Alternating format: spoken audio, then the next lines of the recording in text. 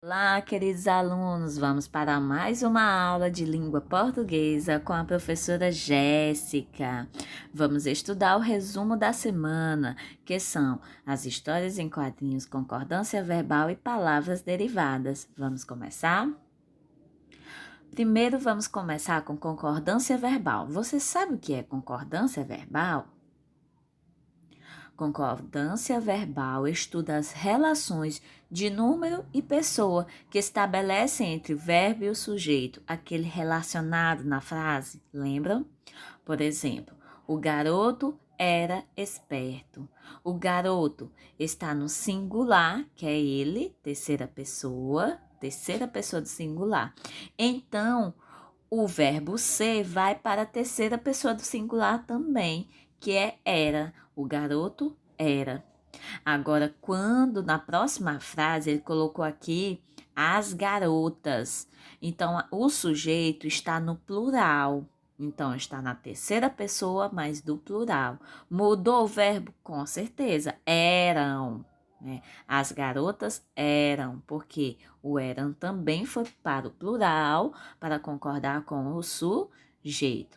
Nessas relações, dois fatores são levados em conta: o tipo de sujeito e a posição em relação ao verbo, né? Se o sujeito é simples, se o sujeito é composto. Entretanto, esse daqui é um sujeito simples, tá bom?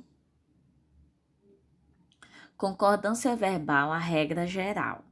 O verbo concorda com o núcleo do sujeito em número, que é singular e plural, e em pessoa, se é primeira pessoa, segunda pessoa, terceira pessoa.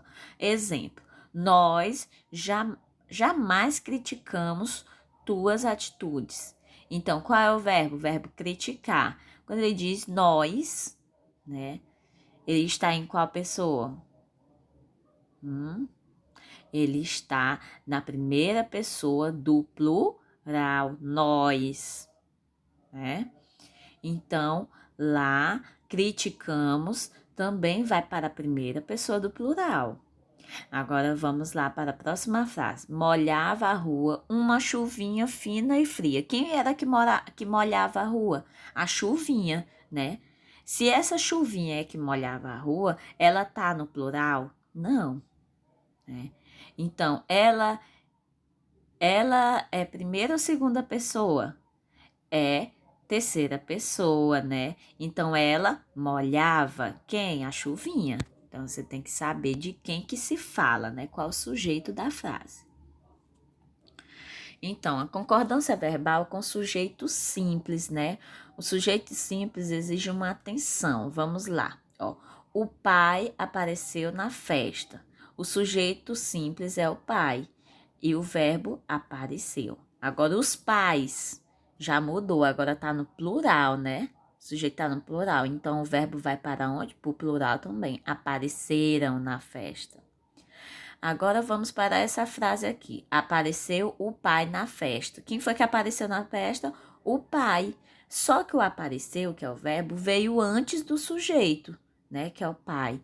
Então, mas o pai tá em quê? No singular, terceira pessoa. Ele, né? Apareceu na festa.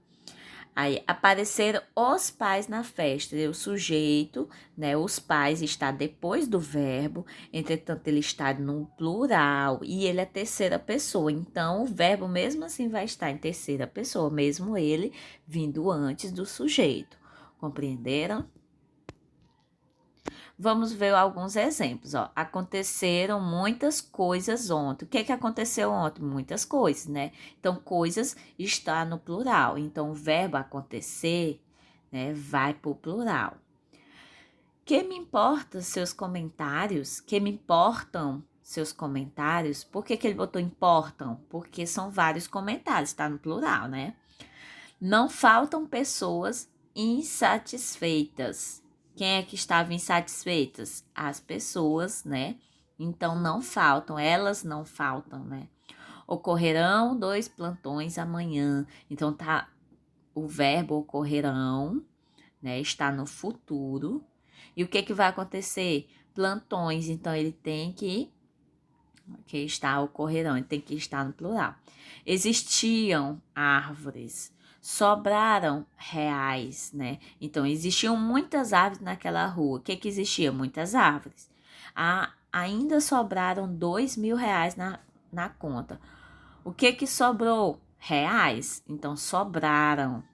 Está no plural. Então, sempre o verbo tem que concordar com quem se fala, o sujeito da oração e de quem se fala, entendeu? Concordância do verbo com sujeito composto. Agora é o sujeito composto. Quando o sujeito composto estiver posicionado antes do verbo, este ficará no plural. Por exemplo, ó, os ônibus e o caminhão. Então, eles são sujeitos compostos. Por quê? Porque tem dois sujeitos, ó, o ônibus e o caminhão. Deslizaram na pista. Quem foi que deslizou? O ônibus e o caminhão. Então, é plural, né?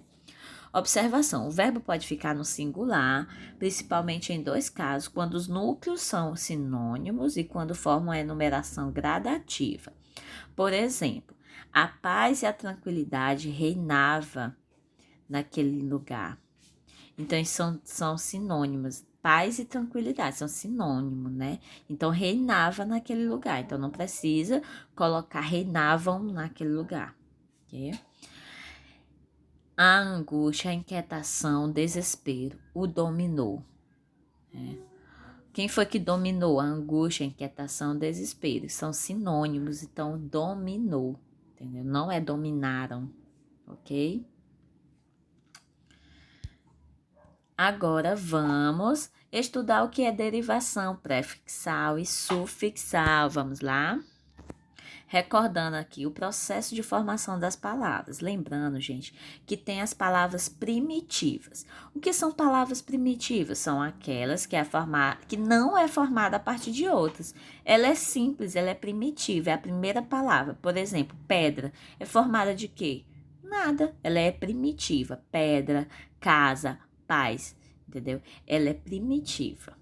Ela não deriva de nenhuma outra palavra. Já as palavras derivadas, as palavras que são formadas a partir de outras já existentes, né? Elas são derivadas de outras palavras que já existem. Ela está dizendo derivada de alguma coisa, de alguma palavra. Por exemplo, pedrada deriva de pedra. Ferreiro deriva de ferro, né? Ela vem lá da palavra ferro. E a derivação pode ter, né, ter dois processos de derivação, prefixal e sufixal, que é o que estamos estudando. Então, prefixal é um processo de derivação pelo qual há acréscimo de prefixo a um radical. Então, por exemplo, o pré é que vem antes, exemplo, desfazer, inútil. Qual é a palavra primitiva? Fazer, né? Então, acrescentou des, aí formou uma nova palavra, desfazer. Qual é a palavra primitiva? Útil, só que colocou um prefixo in, então ficou inútil, entendeu? Vamos ver. Veja alguns prefixos latinos e gregos mais utilizados. Justa, justa linear, desfazer, ilegal ou ilegal, né? É uma posição ao lado justa linear. Desfazer é a ação contrária. Toda vez que você coloca um prefixo des em uma palavra, está dizendo que é uma ação contrária daquela palavra. I ou in é uma negação. Por exemplo, tem a palavra legal, botou o i, ficou ilegal. Entendeu? E temos também o sufixal, que é o que vamos, né? Estamos estudando bastante essa semana. Sufixal, processo de derivação pelo qual é acréscimo de um sufixo nominal ou verbal a um radical. Como assim, professora? Por exemplo, pedra. Aí veio quem? Pedreiro. Acrescentou o quê?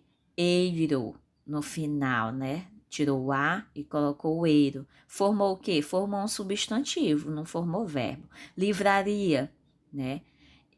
Aria é um sufixo, né?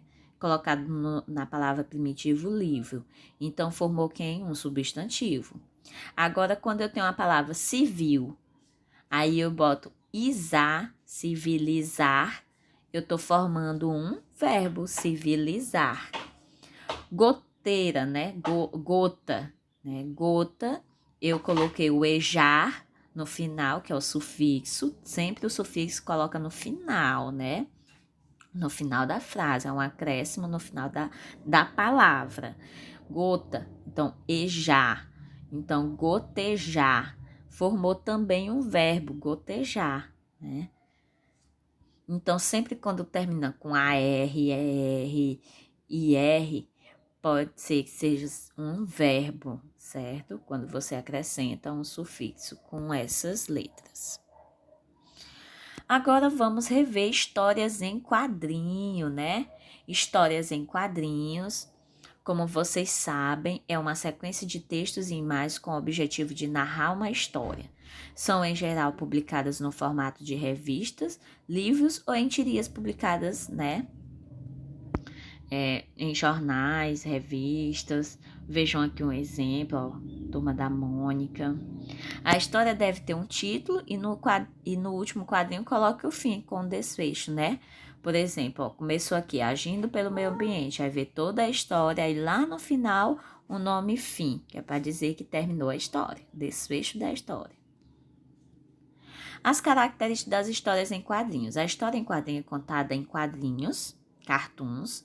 A fala das personagens é disposta em balões de diversos tamanhos e formatos. Lembram não apenas a fala, mas também o pensamento, né? Então, além das falas, também tem um pensamento das personagens nos balões. E sempre quando é pensamento, vem tipo em forma de nuvenzinha.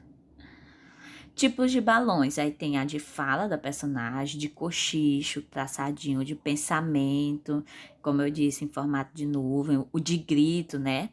A fala de mais de um personagem, então, tipo, vários personagens falando a mesma linguagem, aí tem várias, né?